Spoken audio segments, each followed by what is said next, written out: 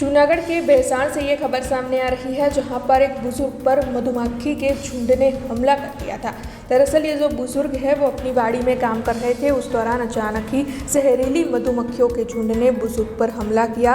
Ambulance के जरिए तुरंत ही किट पहने लोगों की ओर से उन्हें जूनागढ़ के सिविल अस्पताल में भर्ती करवाया गया। वहाँ पर उनका एक दिन इलाज भी किया गया, लेकिन जहरीली मधुमक्खियों के झुंड ने इतना ज़्यादा भयंकर हमला किया था कि बुजुर्ग की मौत हो गई। बुजुर्ग का नाम विशाल फड़मतिया बताया जा रहा है। तब इस मामले के मद्देनजर परिजनों में रोष भी है और इस वक्त शोक भी प्रसरा हुआ है। हूँ मनसुखभाई वाघेला, सामाजिक कार्यकर्ता, विशाल फड़मतिया, तालुको भैंसाण, जिल्लो जूनागढ़।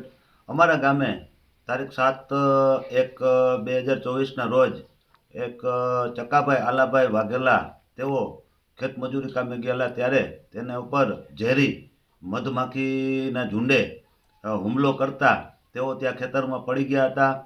राड़ा करता आजूबाजूना खेडूतो भेगा थयेला અને એ દરમિયાન 108ને ફોન કરેલો અને 108 આવી ત્યારે 108ના ડ્રાઈવર અને સ્થાનિક અમરસિંહભાઈ વાઘેલા તેઓએ કોરોના કિટ પહેરી, માથે હેલ્મેટ પહેરી રેસ્ક્યુ કરી અને મધમાખીના ઝુંડમાંથી ચકાભાઈને બહાર કાઢી તે દિવસે જ સિવિલ હોસ્પિટલ જૂનાગઢ દાખલ કરવામાં આવેલા।